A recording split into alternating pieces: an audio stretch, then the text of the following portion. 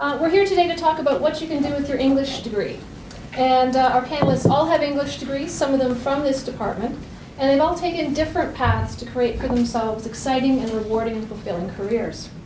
So we're holding this event not just to reassure you that you took the right degree, but also to remind you of what your degree is giving you, so that you're more confident in your own skills and your own flexibility when you meet with your future employers and when you shape your own future for yourself.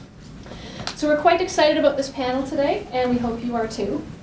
The idea for today's talk comes from Eric Friesen, and he's a graduate of our English department, and he's put his English degree to excellent use in his career as a broadcaster, writer, and speaker in music and the arts.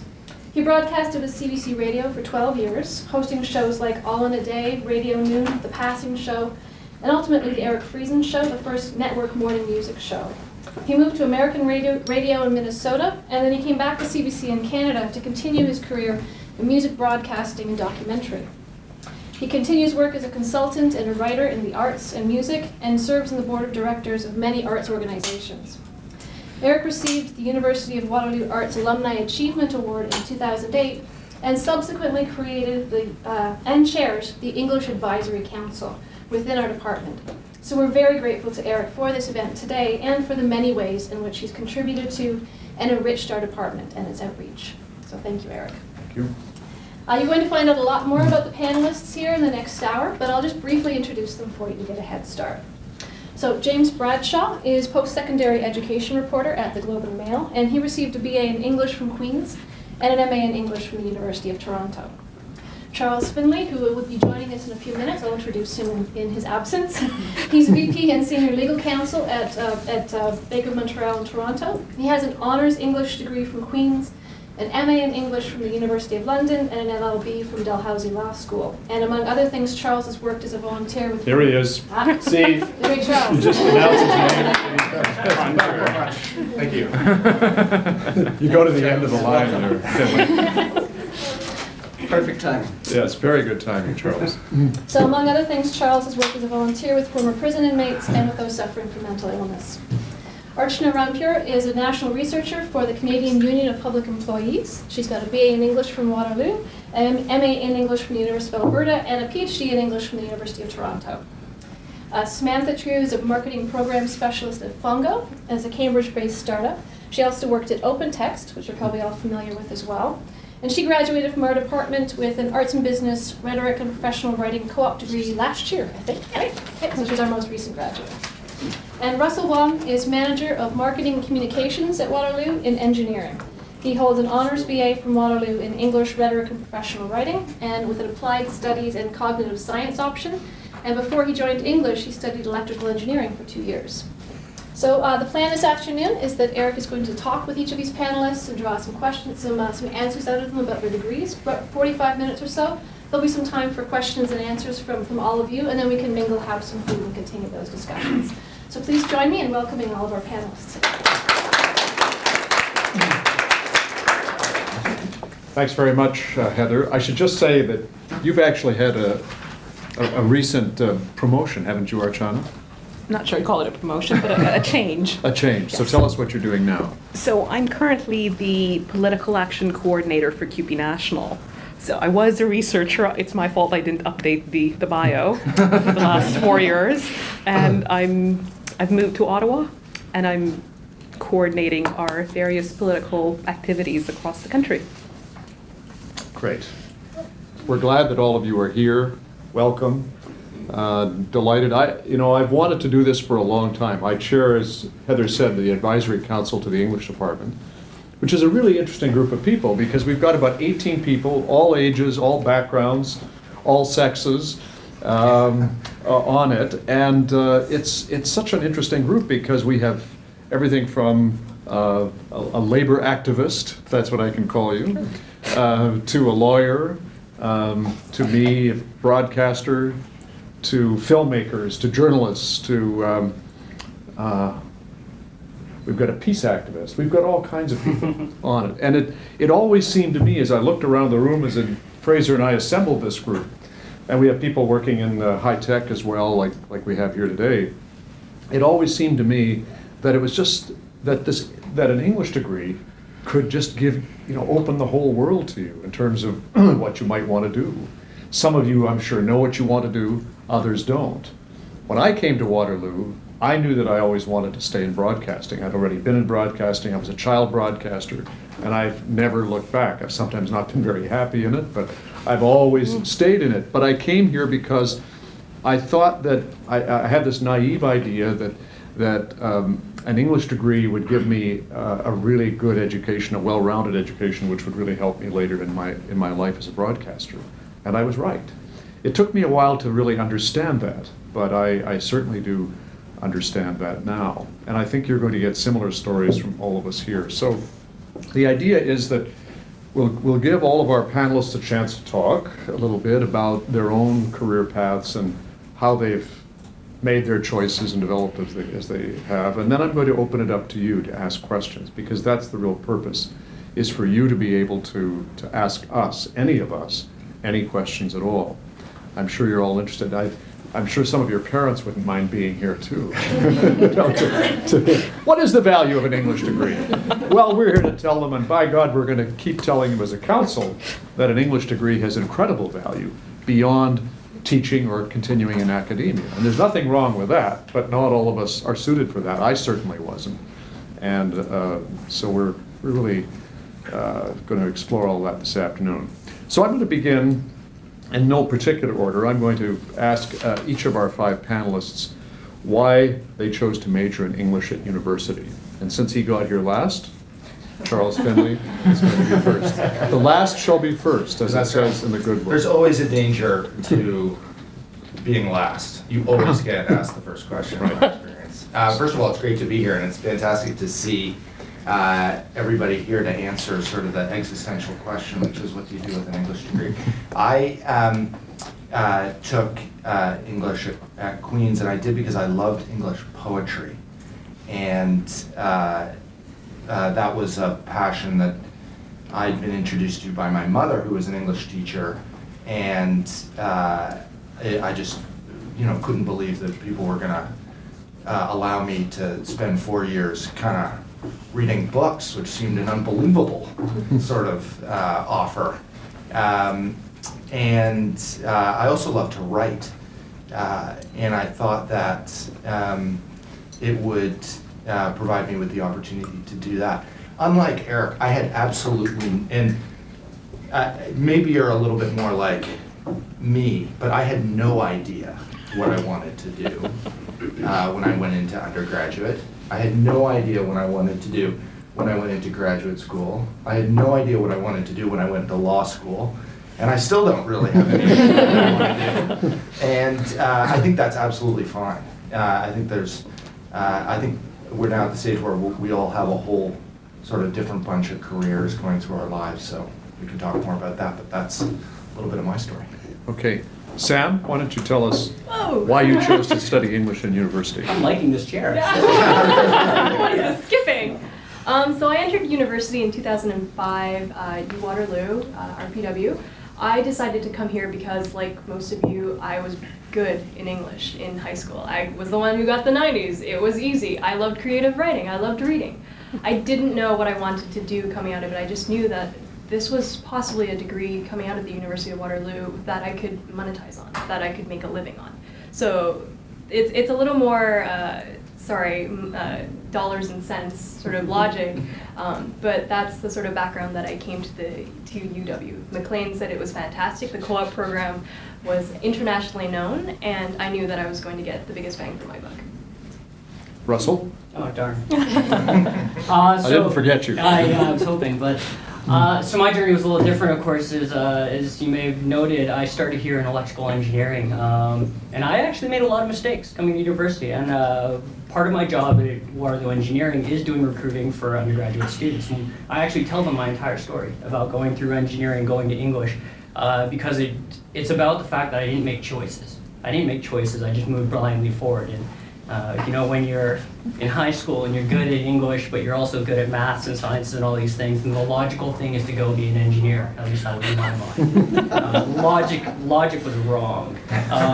Logic said 2 years into it, when I woke up and I wasn't happy, that I have to find somewhere else to be, and that ended up being over here. Now, I didn't even initially find the English program so much as I found applied studies, which you now know is arts and business, and I'm sure a lot of you are in that program now. That appealed to me, and then English was the natural extension coming back around because there's that broad perspective. And that's what engineering wasn't giving me. There's a lot of technical detailing, a lot of expertise in certain areas, but I wasn't getting the breadth of perspective that I really, really wanted out of my education. So I'm really grateful that the RPW program exists because that I could see as a tool to go and do things that enabled me to take my passions, the things I'm interested in, and use this to move them forward in other ways. All right. Archana. I guess I kind of ended up accidentally an English major. I started out in psychology. I had a fairly brief flirtation with history. And then I took a couple of English classes and I thought, oh, this is kind of fun. I was good at it. I wasn't good at math or science or any of the other hard subjects. I came from a family of doctors who kept saying, well, this is great, but you're going to end up in science, right? You're going to become a doctor, right? So I did the complete opposite. I spent 10 years getting one English degree after another, and at the end of it, my family still introduces me as, well, she's not a real doctor. But it was a series of accidents that became choices that I was quite happy to live with in the end. But you actually went right through the PhD program. I did. Before you abandoned academia. I'm not sure I'd call it abandoning academia. Sorry. No, I think I went through the program because in the process of realizing that you're good at certain things, you want to do more of them. That desire for acclaim, admiration is something that we can all relate to, I think, right? People tell you you're good. Okay, how can I do more of this? How can I have more people telling me you're good? So that's, one thing leads to the other. And grad school, for those of you who are considering it, certainly when I was considering it, was a way to do more and get some funding. Right, okay. James Bradshaw. I'd love to be the one who could sit here and tell you I had a laser-like focus on English from age 4 and followed it through, but I'm a little bit on the random train here in that when I was in grade 12, I told my dad that I was going to do physics afterwards, and he thought that was fantastic because he was a musician and an English grad. He said, that way I can't help you with your homework. And then the following year, because back then we still had grade 13, we still had OAC, I hit calculus, and that was the end of that. Took about 4 months for that to sink in. So I went off to Queen's where, fortunately for me, you get to take sort of one of everything in your first year, whatever you feel like. And I did that, and I declared that I was an English major because you had to pick one just so the system didn't sort of crash down around you.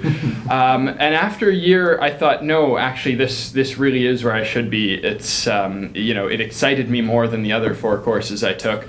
And I sort of latched onto it, and I think I had some good professors along the way, and I got deeper and deeper and deeper into it to the point where when I was finishing my undergrad, I really, really, really didn't want to leave it. And the sort of theme of most of my answers you'll find today, I think, is that my life is a sort of series of happy coincidences so far.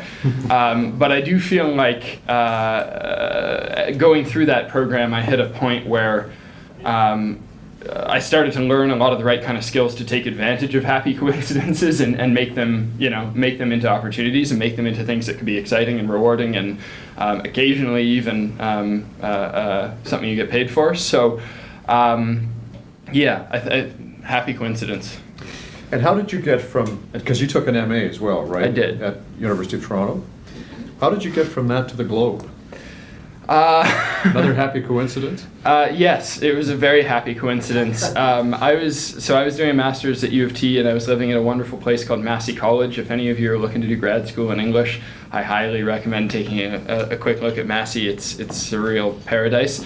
But it's also a place that's fairly steeped in journalism. There's a lot of journalists who kick around there, and they have people who do fellowships there and so on and so forth. And I was at a dinner for the King and Queen of Sweden there one night, who were lovely people. And I got to chatting with a fellow who turned out to be an editor at the Globe and Mail, still is there. So he's the editorial board editor, so the unsigned editorials at the end of the paper. He's sort of in charge of those. And we got to talking, and we stayed in touch.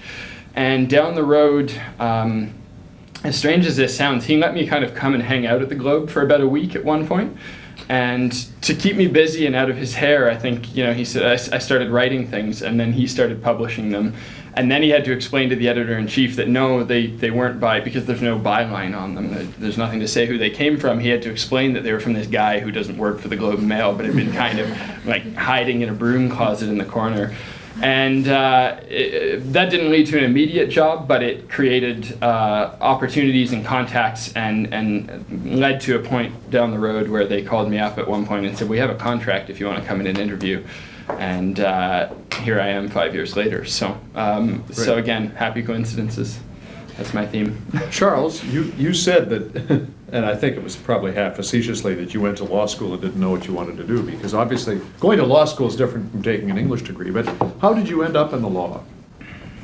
Well, I think it is, but it's a natural progression. I mean, a couple of the things that I think that you benefit most from in having an English background is first just being able to write properly. And you'll understand as you come out of this community how actually rare a skill that is. I mean, I work all the time with bankers and other people, and some of them can write very well, and some of them really can't.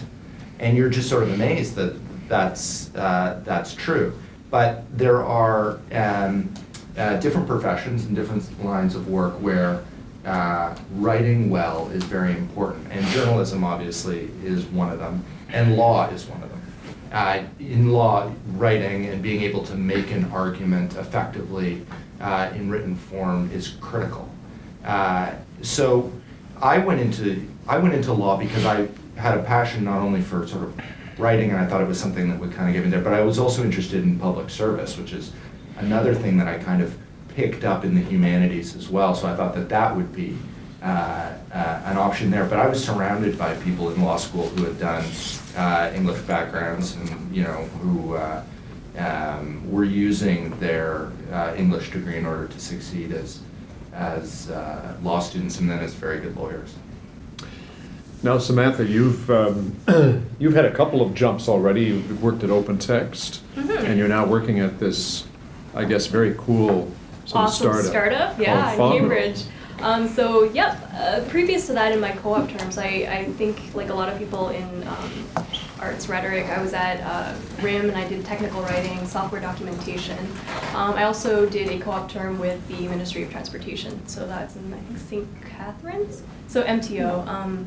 And then there was Open Text, and I stuck with them for about 3 years. And then this summer, I think in June or July, I was approached by, I was headhunted by my VP of marketing, who said, I want you on the ground floor of this exciting, cool technology that is, our company is going to be taking on Bell, Rogers, and Telus, and we want you on board. And I was like, heck yeah. No, I don't remember the question. There really wasn't a question, but I was getting around to how you got to where you are from having an English degree, and I know that some of what you do is very practical, and yes, and you've had very practical applications of it, but still you made choices, and you decided to go into the high-tech business, and you've gone from a large company to a very small company. Yes, and actually, yeah. So the great thing about UWaterloo is that with the co-op program with English, you have the opportunity to do so much that you would not usually be able to be exposed to in the real world without necessarily taking on a contract or signing away 2 years of your life or taking a really lowly paid, unpaid internship. And what I mean by that is that in the 5 years that I did co-op at UWaterloo, I went from public sector to private. I went big, I went small. I found out what I hated doing. I found out what I freaking loved doing. I found out the types of people who would be best as a mentor for me. So all these opportunities wouldn't have come without the University of Waterloo Arts Business and Co-op program. I'd say that I'm going to stop there now. Okay. So Russell, you started in engineering, went to English, and now you're back in engineering. Yeah, it's ironic. So talk a little bit about that path. So the key thing is 2 years in engineering, or the year and a half that I did, was not a waste of time, because what that actually showed was beyond everything else that I did. And like many of you, like Sam, I did the technical writing jobs, and man, I hated the technical writing jobs. But then when you go in early in the program, that's what we talk about is you've all heard that, is technical writing. It's a solid profession, and I have some friends who love doing it. But it wasn't for me. At the same time, I'd proven an ability and an aptitude to do engineering. I could do it if I want to, at least that's what I tell everyone. Whether or not I choose to is another thing. Coming out of school, then I was actually hired by a local firm called Walter Fady, which is an architecture engineering firm, to do business development, because the architects and engineers there, who I will agree cannot write English, and they know it. That's the key thing about it. They know that they can't do it. They are looking to hire people who can. They were looking at me as someone who can understand that world, can write about it, can do proposals, marketing materials, all sorts of things. So I ended up there for 9 years. And then last year when an opportunity came up to do recruiting for engineering, it was a logical fit to go over there as well too, and go from selling engineering and architecture to people twice my age to people half my age sort of thing, which is a lot easier. 17-year-olds, they don't know anything yet. So. That's the best part about it, though, is you can take that degree and you can actually apply it then to not just what it is. We teach engineering students in particular to be focused on a set of skills that they're going to use. I think in English what you're learning is a set of skills that then you can take your personal interests and use them to apply in a wider arena. For me, then, it's not just engineering. I like engineering, but it's not my life's passion. If you want to come more to that, then it's actually more about volunteer and community work. And I've also found ways to use it in there to create opportunities with that. I think that's brilliant when you can take anything that you've learned and be able to go wherever you want the community with it. And I think that's very much in particular for my rhetoric and professional writing. I'll come back to ask everyone about the skills that you think you've learned in the English degree, but I want to ask you, Archana. I kind of poked at this earlier about going from a PhD. I said you'd abandoned academia, and you said you hadn't, but you are now working for CUPE. Mm-hmm. So you're not in academia. How did you make that leap to working in the labor movement? It is actually related to the English degree. I took a class actually with Fraser in my second year. I think it was he was experimenting on as a little bit, a class on race and colonialism in English literature. And it sort of spoke to the things I was interested in. It was about politics, it was about the experiences of people, the experiences of cultures, and that was an interest that I then sustained throughout my many years in various English departments and programs. I went to the University of Alberta, which has a very good post-colonial studies angle. It did. I think Heather and I met there briefly. But I was at the University of Alberta at a time when there was the first attempts at choking off funding to public health care. And Alberta was the cutting edge of this fight, so I got involved with some of the campaigns on the ground. Alberta is a weird place to get involved with the NDP, but I did get involved with the Alberta NDP. I guess I've always been drawn to oppositional experiences, and to go and end up accidentally living in the riding that was around the university, which was the little left-wing riding there. There was an automatic place to go to and find like-minded fellow citizens.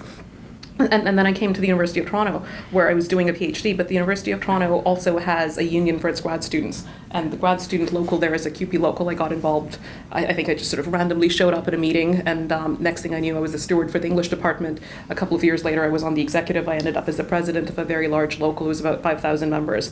And to be fair, young people, young women don't end up as presidents of locals of 5,000 public service workers or 5,000 anyone generally. So it was a huge experience. It was it was an experience that I didn't realize the magnitude of it until way past being in that role. And then I thought, oh, holy, I have the ability to have an impact on a lot of people. And it sort of wandered into it. Happy accident, I think you would call it. Perhaps not necessarily a happy accident. And that led to other things. I left that behind to go back to academia. I got a short postdoc, went off to what I thought was the path that I should be on, being an academic. And I realized during the postdoc, I was missing the work with the community, the work with other people, because the academic life it can be a very lonely life, especially if you're not teaching, if you're not connecting with people. So halfway through the postdoc, on a whim, I applied to a job with Olivia Chow. I'd gotten to know Olivia when I was living in Toronto, and she interviewed me and she said, well, I would hire you, but I think you should actually go work for Jack. and this was in 2007, this was before there were official opposition. I was kind of looking for a way to change the world. And, you know, somebody was saying to you, do you want to go work for Jack Layton? And even in 2007, I was like, oh yes, absolutely. So I gave up the postdoc, and Shirk actually wrote to me to say, do you really want to give up your postdoc? I guess not many people give up Shirk postdocs. And I was like, yes, I do actually. You know, here's the, you know, I sent them a return check for the remaining portion of my Shirk funds, and I went to work for Jack for a year, and one thing led to another. The rest is history. Yeah. And what are you going to do if Thomas Mulcair becomes Prime Minister? Then you won't be on the fringe anymore. You won't be in the... No, when they became official opposition, a whole bunch of us who had worked for the NDP previously got asked, would you consider coming back to the OLO? The OLO. The office of the leader of the opposition. Right. That wasn't something that I wanted to do, but perhaps Someday. Yeah. Someday. All government right. would be different. Yeah, government would be different. I want to ask each of you, and I'll start with you, James Bradshaw, what in your view are the most important benefits that studying English gave you? I'm going to do my best with this. I sort of hate being asked this question because I feel like everything I say about it sounds like a cliche, but I don't think it is. One thing a lot of people have talked about is writing, and writing is just a wonderful skill that will serve anybody well anywhere in life. But I really think it's a mode of thinking about language and then everything else in the world through language that serves or has served me really well. And one of the examples I think back to is when I was doing my master's, I ended up in a neat little class called Law as Literature. And it was, nobody ever enrolled in it because it sounded really bizarre. So it was really, really small, and it was taught by a neat guy named Greg Henderson at U of T. And we spent a lot of time reading sort of famous judicial decisions, things like that. And the guy who taught it, Greg Henderson, in his spare time, one of the things he did was he taught judges, federal judges, provincial judges, even occasionally Supreme Court judges, although he wouldn't tell us which ones, how to write better decisions. And there was a whole framework of looking at the impact of the way a judge writes a decision and the long-term impacts, the ripple effects of that on people's lives through the law going down the road. And so it was the idea of being able to anticipate how somebody might interpret what you were going to say and what kind of really, really serious impacts that might have. So I think about a lot of things like that, interpreting language, understanding all of those things. And then the last thing I would just say, and this sounds really, really wishy-washy, but I remember like a light bulb moment in my third year of undergrad. I really do, when it suddenly clicked for me and I felt like I knew why I was doing English. And it was just a strange sense of having walked into a world that spent a lot of time trying to think about what the possibilities of the world were and what actually is possible and what actually is wrong and could be better and everything like that. And I was thinking about this as I drove out here today, I can't think of an English graduate who I know who says, no, it can never be that way because of X and Y and Z. Because it's always a possibility, even if it's just kind of a glimmer of hope off on the horizon. And that may sound horribly sort of naive or idealistic or anything like that, but I really do think once you spend some time living in a world that thinks about the possible that way, it sets you up in a really unique way to tackle the very specific and nitty-gritty little problems of life, and to question the way things are constantly, which is, fundamentally what journalists do. Even if I get a lot of press releases about, a good new initiative that's being announced at the University of Waterloo. And I feel like a bit of a jerk sometimes, because sometimes it's my job to call up and say, but are you sure you want to do it that way? And is that really enough money to fund this? And, why don't you admit 20 more people? And all of those sorts of things. Because that's the fundamental premise, is are we doing it all as well as we could? And are there tension points? And is that wrong? And, it's oppositional thinking, as Archana just said. And I think that's what served me best. Okay. Sam, how about you? What would you describe as the benefits? And they could be not just practical ones, but also just for yourself. Yeah, that seems to be my running theme, eh? Practicality. Sorry, guys. That's okay. I would say chameleon writing. So the ability to put yourself in different modes, voices and different perspectives to produce not only that short story, but also that synopsis, that press release. It's the ability to think on your feet. I mean, I have to say, when these guys were talking about how communication can be looked at and extrapolated and just taken in so many different ways. If you've ever read an email from someone and you've just been super offended, or you've been on Facebook and you've read a post and you're just like, well, what the heck did they mean? And then you went on a whole different tangent, like that happens all the time in the business world, where you go into email death spirals because no one is succinct, is precise, is flexible, is creating a synopsis about what their thoughts are and what they want. So you don't necessarily have to go into investigative journalism, you don't have to go into marketing, you don't have to go and be a short story writer, but with your English degree, you can do a lot of things just as a fundamental base level, if that makes sense. Russell? Perspective is my big thing in the world. Perspective, critical thinking is certainly, I think, something that we focus on a lot of here. Interesting, I'll focus less on writing. I don't actually want to see people identify them per se as writers so much as communicators. And I think that's a really key thing. Certainly, again, my writer costa learner route, pathos, ethos, logos, all those things. And I gotta tell you, I use it a lot. All the persuasive speaking techniques, all the persuasive writing, they will carry so much through everything you do because you will see new ways of approaching every situation, every problem, and every potential solution. And I think that's probably what I got the most out of it. But then what those also opened up was being able to see not just what I need to see, but what Charles needs to see, what Sam needs to see, what those audiences and all of those stakeholders do. So that when you approach any problem, then you're able to tackle it and then come up with something that serves everyone. I think that's probably part of the weakness and when you see a lot of the writing. And let's be honest, with writing, there's always going to be better writers, there's always going to be worse writers out there. We are going to see a lot of them all over the place. And you're going to see a lot of things that you will critique, because if you're learning anything, it's that you will never again be able to read anything without criticizing it in some way or recognizing how good it is. You will not be able to do this. And if that's the case, take that forward and then learn what you can from it. But identify yourself as somebody who can take all the lessons from it rather than just the written word. Now, Charles, you talked about writing, but apart from writing, what are some of the other benefits that, life benefits or professional benefits that you gain studying English? Well, I think one that we sort of overlook sometimes is just the beauty of what you've had the opportunity to read. I mean, just having the library that you will have or have now after 3 or 4 years of studying English is, I still have all those books and I still go back to them all the time. It's something that will stay with you for the rest of your life. I don't, there's a risk in thinking of your education as just a means to an end, but it's actually a huge pleasure in and of itself. And I can tell you, looking back from my perspective, I work on Bay Street and I go to work every day and work and leave work. I love the idea of being able to spend time in a classroom or being able to go back to either undergraduate or graduate school or even law school. It's just such an incredible opportunity. So on one hand, there's there's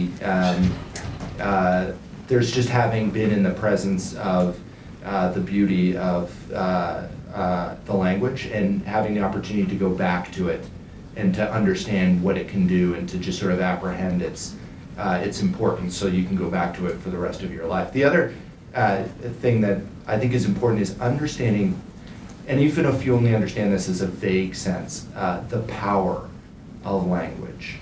And I see this in law a lot. One word means something different from another word.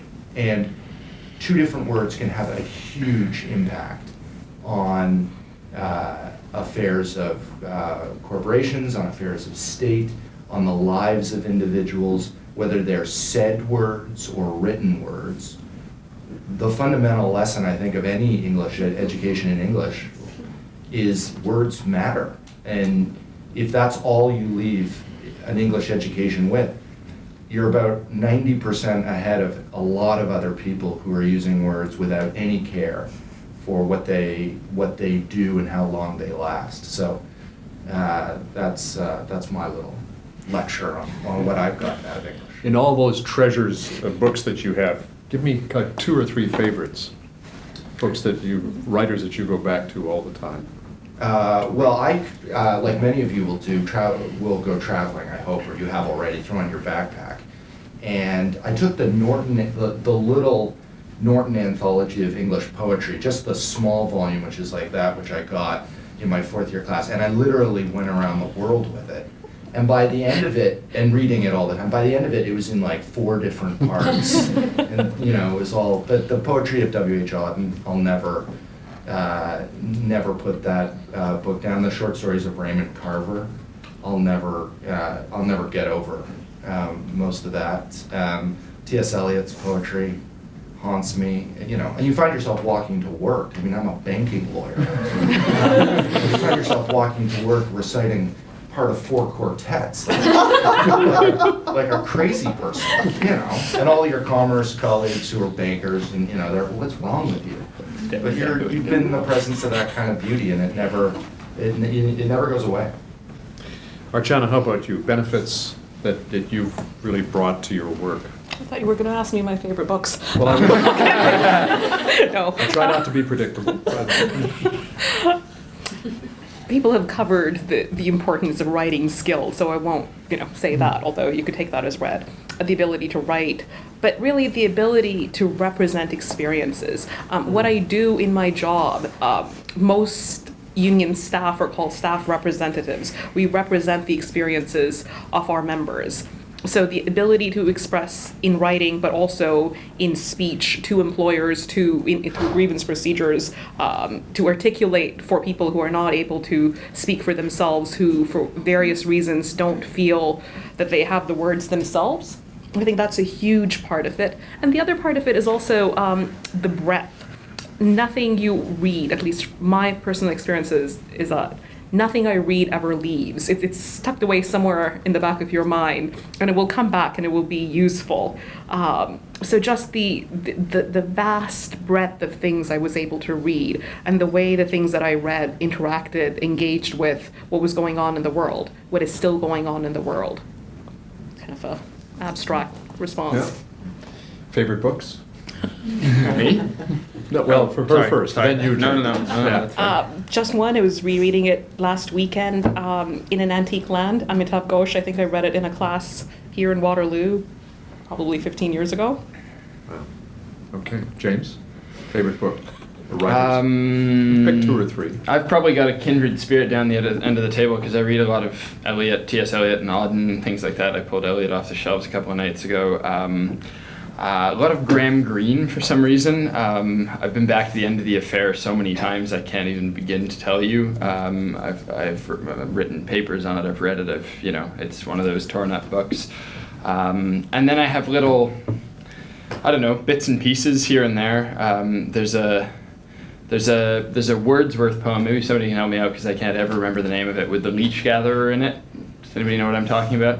There's he goes walking up on the heath and he runs into this leech gatherer who's sort of, bent double and aged and craggly and everything like that. And he's gathering leeches to sell to doctors for, he used to bleed people as a medical procedure. And there's a line in there which I will probably butcher in front of the entire English department, but it says something like, I used to meet with them, leeches, on every side, but they have dwindled long by slow decay. Yet still I persevere and find them where I may. And when you work in the newspaper business, that's a really comforting thing to read, and a really uplifting, fortifying thing to read. But there are little snippets like that you could find one very worn page in a book somewhere that I go back to a lot. How about you, Sam? No specific books, but I do like the works of William Blake. Leonard Nimoy. Has anyone read the poetry of? Hot stuff. Really? Yes. Spock. Yeah. Yeah. Russell? Let's see here. Well, I'm not a literature buff. I certainly wasn't in English for that. But Chaucer always spoke to me more so, perhaps, than Shakespeare. A lot of it is, it's not particular writers, but ways people write. Actually what I found if anyone's a sports fan, then there's a lot of actually more kind of humor bent sports writing and editorial going on with things like, there's a writer in the US named Bill Simmons who started a site called Grantland. I'm sure some people are familiar with it. And it's just the way they approach. It's just a different way of looking at sports and taking this human angle towards it that we have and that's their purpose. We've lost that in so many ways that they're trying to reinvigorate it with that aspect and that perspective. So things like that I find more interesting to go to, and I think what we were saying, the Onion, all these different ways of looking at topics from unique perspectives. So the next question for you, I've got two more questions basically, and then we're going to open it up to the audience. But are you finished your vocational journeys? Do you feel like you've arrived and you will be here for the rest of your professional lives? Charles? Oh my God, no. No, and I think this is a really good point, because I think this speaks to something that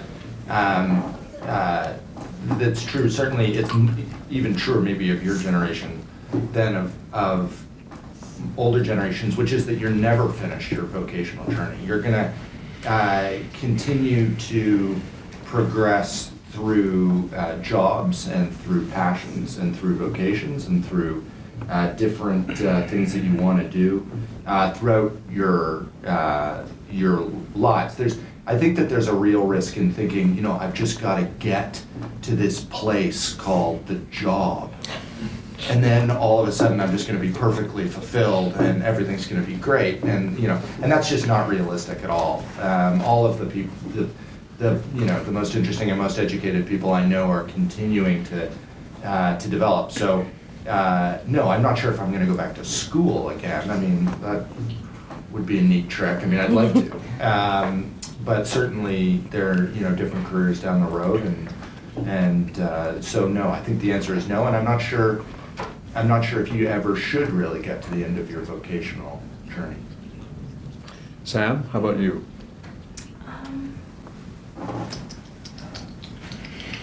Here's where people say, yeah, actually, I'm at the end of it.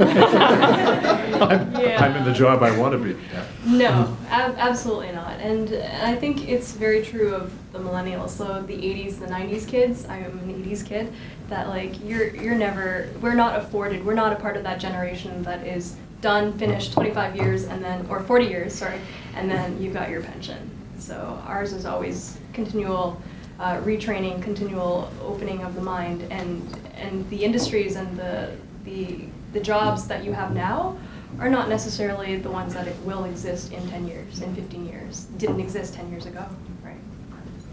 How about you, James? I mean, you've been at the Globe, 5 years now? Just about? Yep. The happy coincidence took you there. Do you think other happy coincidences are down the road for you? Depends how many of you sign up and pay for the Globe's paywall. Gotcha. I'm just kidding. You all know how to get around the paywall. No, probably not. There's a part of me that would like to think that it is, because I love newspapers and I love everything they represent, and I think it's a fascinating world to be in, and I hope even if they don't look or feel the way they do right now, that we will always have them, and that I can always find a corner of them that wants me. But no, I wasn't somebody who thought I knew what I was going to do. I've seen that. My father was one of those people who knew when he was 8 years old and said, "This is what I'm going to do," and did it. I'm not one of those people, and so the thing that attracted me to journalism in the first place, in a lot of ways actually, and this was when I was a student journalist trying it out, was I met experienced journalists, and they'd had such wonderfully varied careers. They said, oh, well, for a couple of years I did business reporting, and then I went and worked in our bureau in Johannesburg, and then I came back and was an editor for a while, and then I went into the cultural desk and that sort of thing. And that kind of ability to jump around is something that really, really excites me, and so, no, I could see myself finding another path. And actually, if I can say one other thing really quickly, because this was on my mind and I think it's worth mentioning. I write about post-secondary education full-time, and one of the big things a lot of people are talking about nowadays is outcomes for students in the labor market. What kinds of jobs do they get? What kind of return on investment, an awful term, do they get on their education? Which, I think draws you away from all the wonderful things, that the intrinsic benefits of doing this, and as was mentioned before, the joy of doing this. But one of the things I think we do way too much is we focus a lot on 6 months and 2 years after graduation. Where are people? What kind of job are they in? What kind of income are they making? How much have they been unemployed in the interim? And what we're starting to learn about humanities graduates, specifically arts graduates, English graduates, is that it takes a little bit longer. You know, in 6 months or 2 years, you know, you may not be doing wonderfully per se, but that it comes around. And that's where I think the excitement is for a question like that, is that you can look 5 or 7 or 8 or 9 years into your career and see that as yet another kind of starting point or a place to take another step up. And that no, I would hope nobody my age is really vocationally at a dead end. Russell? No. That's the easy answer. I guess one of my favorite profs, who I believe is a speech, drama, speech communication, David Goodwin. One of the things I remember most from him was him saying design is choice. Design is not picking one thing because that's the only thing. It's picking from a variety of options and knowing why you're doing it. And you are designing careers. That is what you are doing. And so if opportunities present themselves to you and you do not look at them and not even consider them, then you're not making choices. You're just blindly moving down a path.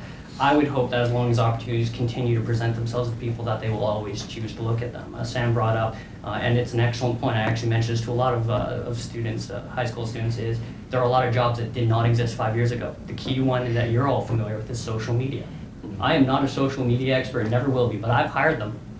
And they come from all sorts of different careers and things like that, and there are going to be so many things that come out from whether it's technological world or humanities and such that we come up with.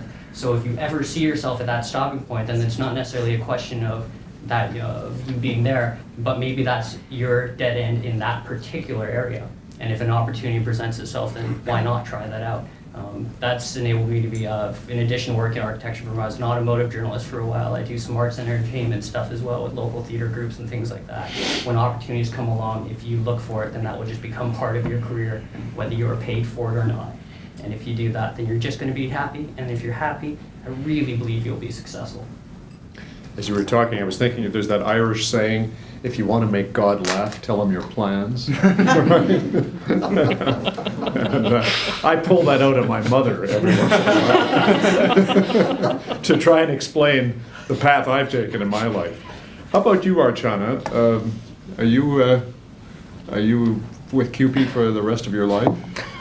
I've had two kinds of jobs in my life. Most of my co-op jobs were, oh my God, you know, will the 4 months ever end? I discovered quite early on that I wasn't going to make for a good technical writing type. The other kinds of jobs I've had, working for the union, working for the NDP, have been along this is the best job in the world. And right now I'm in that headspace of this is the best job in the world. I love the fact that I'm paid to do this job, but this is the kind of job that I would do even if I wasn't paid, if I had the ability to do it. And as long as I have that feeling, it's hard to imagine doing something different. But what I will say is that my vocation, or what I want to do for the rest of my life, is what I've been wanting to do for the last few years, is to change the world, to make it a better place for more of us. I don't think that necessarily means only in this particular job. So I'm hoping other things will come along that will make me feel, oh, you know, that's the best job in the world. That's the best job in the world. I'm going to go quickly down the line, last pass before we open this up to our wonderful audience here. And some of you have already sort of answered this question, but answer it anyway, maybe answer it differently. We're English graduates. Add to what you've said. Add to what you've said. What advice would you have for English students of today? One thing down the line, starting with Charles Finlay. Do you need a moment?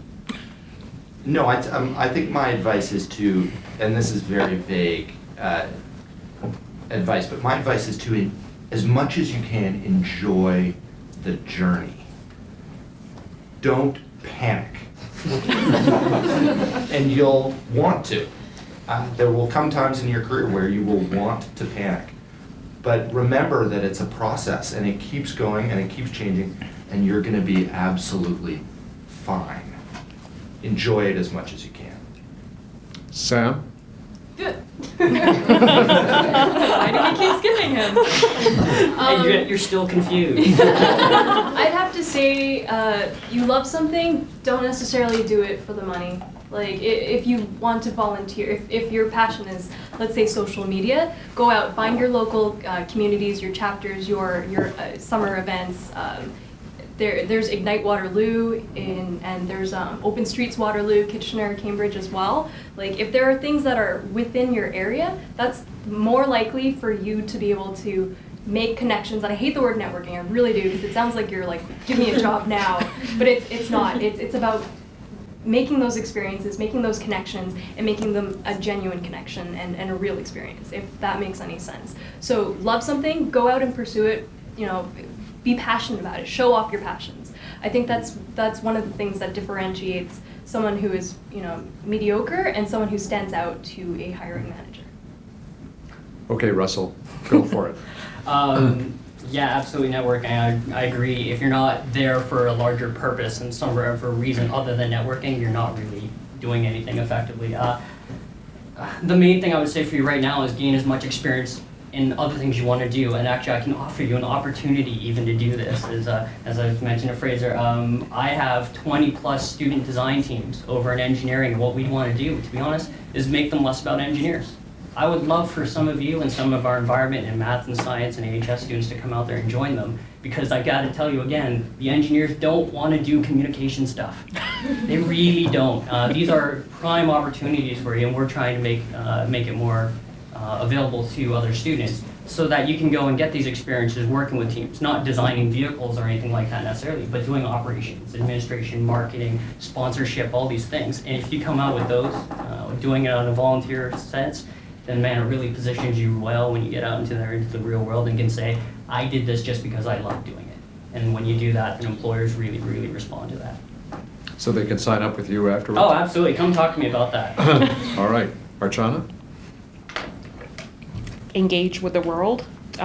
It's not, you know, I realize sitting where you are, it's hard to sort of be told, oh, it's not about the job. It's not about, you know, what you're going to do after you get your degree when you have student loans to pay off or whatever.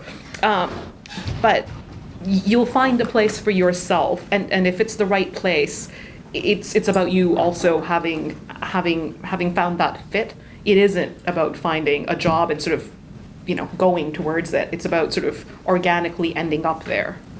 And to that, I think there's really the only way you get there is by finding the things you're interested in and just, you know, engaging with it. It might mean volunteering, it might mean reading about it might mean writing about it, it might mean, you know, connecting with other people who are interested in the same things. James, how about you? A lot of good answers are taken. I'm just gonna go back to the very first answer and reiterate: enjoy the process. I think one of the things that's really hard is to not always be looking 2 steps ahead, and it doesn't mean that you shouldn't look 2 steps ahead, but to not always worry about the final exam or the first job or the next job or all of that sort of thing, but to really try and enjoy what you're doing. But the other thing I would say is try things, try a lot of different things, and that maybe isn't something I need to say as much to a Waterloo audience with the focus on co-op and experiential learning and all of those things, but you know, you'll have your class schedule and your workload and you'll have your co-ops, but carve out some time to try doing other things. In my years, I did a lot of different things. I worked for the student newspaper, which ended up being my job, but I also played football and I played music and I did things like that, and I promise you those things actually matter later on. They're things I talk about in job interviews. They're things I draw on when I'm meeting somebody, when I'm interviewing somebody, when I'm trying to understand what happened somewhere. So try and vary your life as much as you can, because that's the great skill you've been given, is the ability to do that and to manage it and to handle it and to embrace it. So try as many different things as you can, and you'll latch onto a couple of them, I'm sure.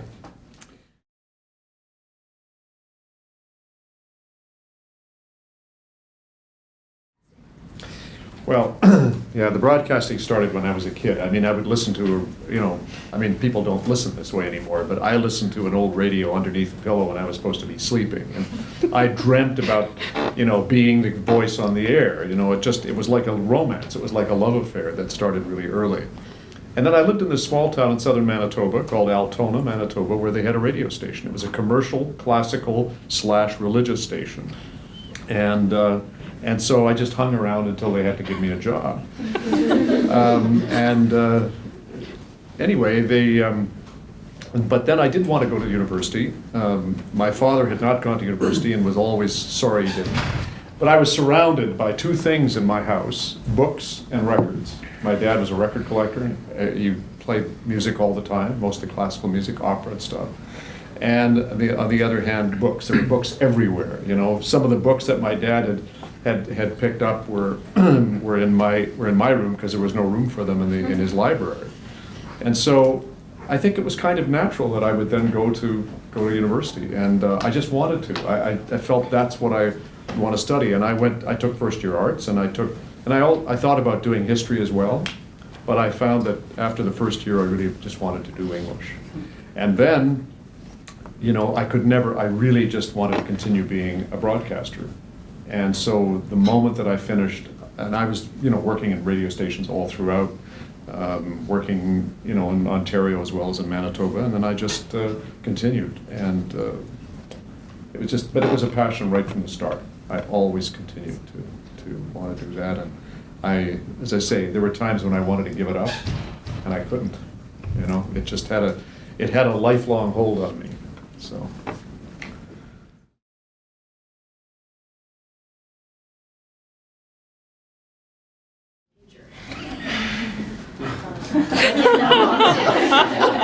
Everybody hear that question?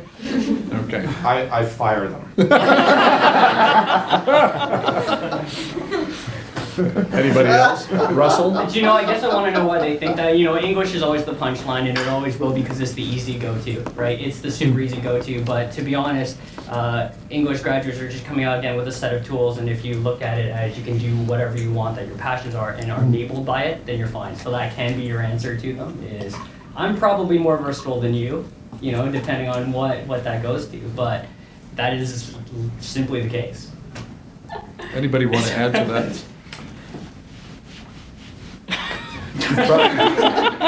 Sounds like you do, James. I don't even know how to answer that question. Not a lot of people ask me that because I think they were too polite. You know, I'm sure a lot of people thought it, but I don't think a lot of people actually asked it to me, to my face.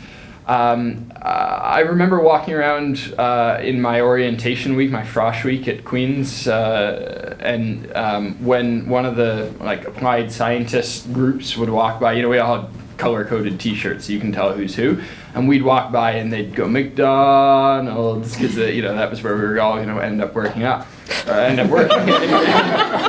none of us did. And I really, you know, I think that's the whole point about English is to imagine that you have somehow pigeonholed yourself or put yourself in a box by taking something like English is to me just completely backwards. And that goes back to my last answer about try things, is that I think the whole idea about English is that its tentacles are everywhere, right? It allows you to just continue trying something new and learning something new and going something different from a foundational place. And so, you know, I suppose what I would say to that person is, you know, when your industry declines like mine, what are you going to do?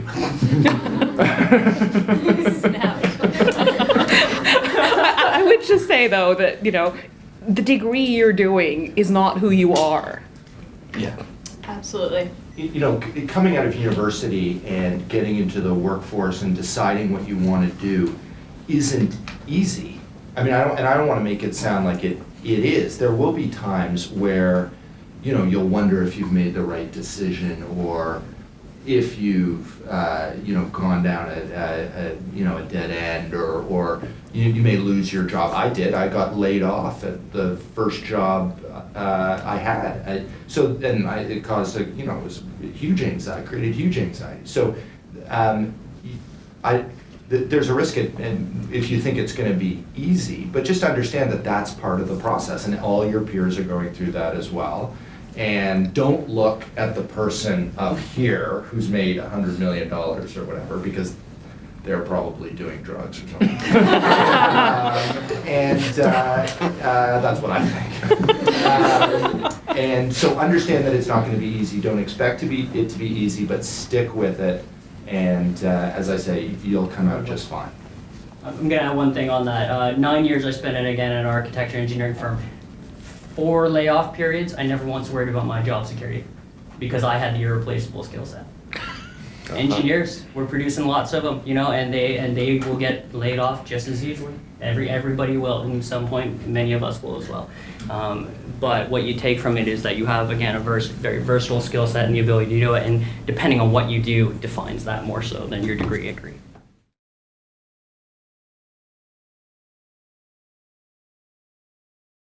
Sam, what would you say?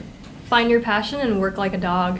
The idea that, you have so many opportunities available to you, why not take this time when you're in your 20s and you have, the ability to stay up till 3 a.m. and excess amounts of energy, instead of staying on the, computer and going on Facebook or Reddit or whatever, use that to your own advantage. Be there late, get there early, show the best personality that you personally can, impress people, because right now you're starting at the bottom rung, and that's where I started too, right? I started as a assistant in the marketing department at OpenText, and I tenaciously clung on to that because, one, I found out that I didn't like the drier sort of writings, that marketing was my passion, and 2, because I loved the people that I was working with. So based off of that, it was always an easy decision as to whether on Friday night I wanted to go hang out at McMullen's or Molly Bloom's or something, or stay and do that extra 2 or 3 hours of work and get my name out there. So I guess that's what I'd say, is that even if you're starting at the most bottom, even if you're an intern, even if you're doing assistant work or coordination work, that's absolutely okay. Just find your passion and work like a dog towards it. Like, just be the best that you can be. I also wouldn't discount the value of finding somebody in a mentorish kind of role, be it a professor, a friend, somebody who works in an industry that you think is kind of neat, or knows someone who works in an industry that you think is kind of neat, and taking them to Molly Bloom's for a pint and picking their brain and saying, who could I talk to? Is there any work I could do for free? I know that's easier said than done sometimes when you're trying to pay the bills and pay the rent and everything like that. But I think I'm an example of that foot in the door kind of approach, that if you get a toe in the door and somebody gives you a chance to show them that you're capable and exciting and and interested and driven to do something, that you can take that a long way. I didn't go to journalism school, and I'm still debating whether that was a good decision. But instead I went and stuck a toe in the door at the Globe and Mail and managed to stick around there. And like I said, it started at a dinner with the King and Queen of Sweden. So not everybody has access to the same networks, but everybody has downhill that, ever right? since. Everybody has a network. Everybody has people they can talk to. And I can't tell you how many times now I write a story by calling someone and saying, who can I talk to about this? And they send me to someone and it's the wrong person, but I ask them, who can I talk to about this? And follow those breadcrumb trails, because you'd be amazed where they can lead you. And it's not apparent at the outset, it may seem like a dead end, but follow them. I have to say, so at work, I've chatted with a couple of coworkers who are, obviously a little bit older than myself, and yes, picked their brain as to what their roadmap was, what their career aspirations was, where they find themselves now and stuff. And one of the things that really stuck out to me was that very rarely, I don't know if this is region specific to Kitchener-Waterloo, Cambridge, but very rarely were they cold calling people if they wanted to hire or if they were looking to work somewhere. It was always based off of the giant network of experience that you had accumulated. It's about getting your foot in the door. It's about networking as much as possible where you can. That's where you're going to get your next recommendation. Even if you never hear about it, someone is going to bring up your name over a dinner, over a soiree, over a gym or a meeting or something, and that's going to take you places a lot more than if you were to just hunker down and just sort of be like, what's in it for me, and etc. Can I tack a story onto that? Absolutely. Okay, so I mentioned that I was also an automotive journalist part-time. And to be honest, I decided early on that it wasn't the career for me. Too much travel, not enough time to do the community work. So people ask me, well, how you get into that? And I still get that question. And it's quite simply this. My editor, who's in Vancouver, used to be a coworker of my dad's, who then, they stopped working together, and I actually did a co-op job at that same consulting firm in Toronto. So I knew of him. And they ran into each other in a food court in a mall. just as I was graduating, and my editor had been a management consultant and a part-time automotive journalist running his own syndication service. My dad runs into him and says, well, my son's just graduating, and he's a writer, loves cars. He wasn't lying, he wasn't making that up. But it literally came from that as a result of that, then we reconnected, and then I worked for him for going on almost 10 years before I cut it this past spring to do that. And so it is always, again, that's why we'll always focus on opportunities. You never know where they're going to come from, if it is going to be a parent or a friend in some random place. But that's where it becomes, again, important that you always set yourself up and know who you are putting out there into the world. That to know that you're okay with it. We can go into social media again, and we can say, you guys have lots of things, and you're kidding yourselves if you don't think that we don't all Google you when we are looking to hire you. You are kidding yourselves. If there's a picture out there, to be honest, for me, that's fine so long as you're comfortable with it. You got to know who you are. And if you put out there who you are comfortably, then you will be hired by people who are comfortable with that. But if you're not comfortable with it, then why is it out there? That's what you have to ask yourselves with that, because so much of what you guys are going to run to, which Charles and I in particular, we didn't have to run into Googling.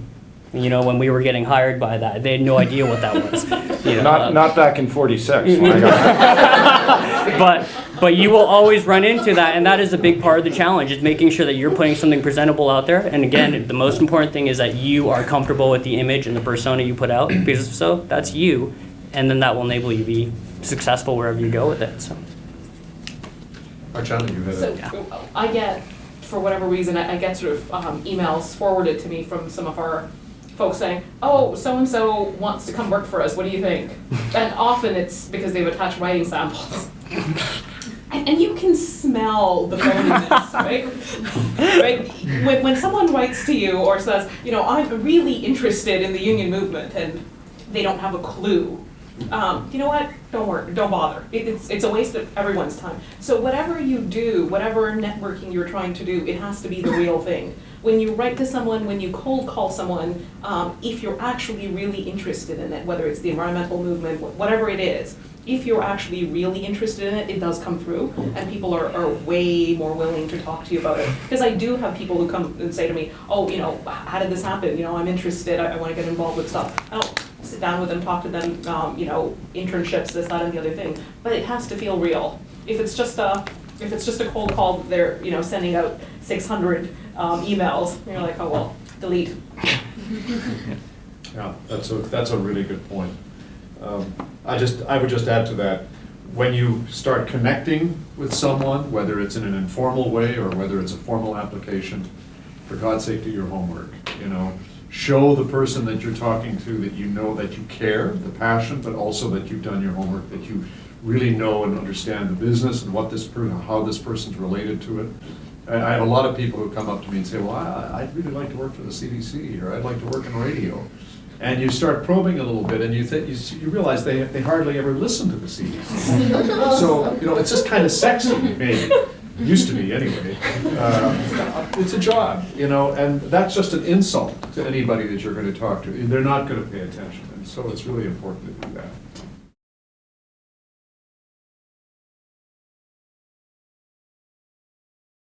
Are you someone who works to live or lives to work?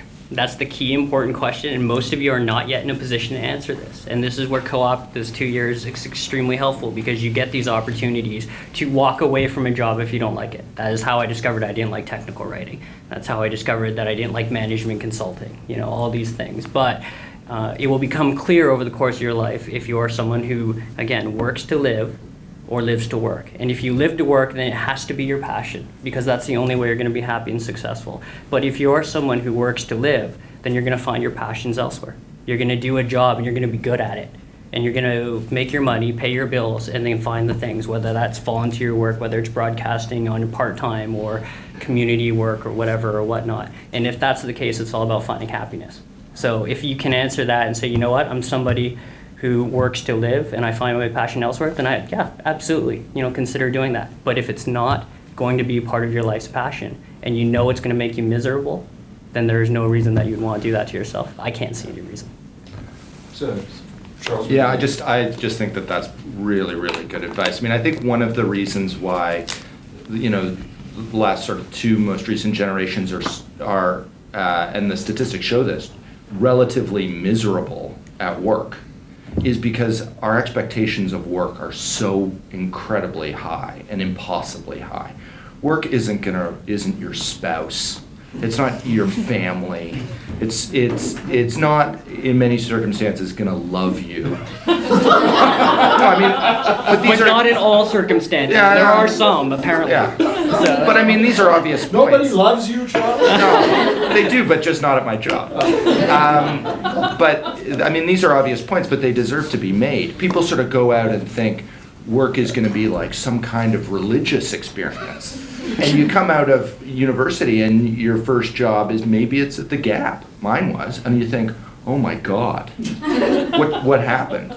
And I think what I've realized with a little bit of experience is that I love my job. I'm very good at my job. It gives me a lot of things that I really like. I take a lot of things from my relationship, from my friends, from my family. Have a big life. Have people in your life that you love. And, that's how you get to happiness. Because the guy who loves his job to the exclusion of everything else, and I've seen those people, there are a lot of lawyers like that, it's a dead end too. So you can follow your passion off a cliff if you're not careful. Have a big life and you'll be generally happy. Archana, did you want to add? Just very practically, I think if you think about what you don't like about the job, is it that you don't like the people you're working with, but you actually like the attributes of the job itself? In that case, I would say suck it up, spend another year at this job, find another job that has a different set of people, but the core attributes of the job are the same thing. If it's that you like your coworkers, but you just don't like the work you have to do, then get out. And you don't always know, what benefit a job you hate is going to give you later on. Early on when I was in commercial radio, the thing I hated most to do was, we called them gas station remotes. You have to go out, the next yellow convertible will get a free, free tank of gas, all that sort of stuff. I hated that. It was not what I'd gone into broadcasting for. I'd gone, but boy, was it good experience. Man, could you, think on your feet. You could learn to, to just fill time. Which is part of what you have to do on the radio. But I use that example because I thought that I had really, really hit bottom when I had to go out to that Texaco station in St. Catharines and hustle people to come in because they were just opening, right? And yet it was really good experience. But it took me about 10 years to realize that.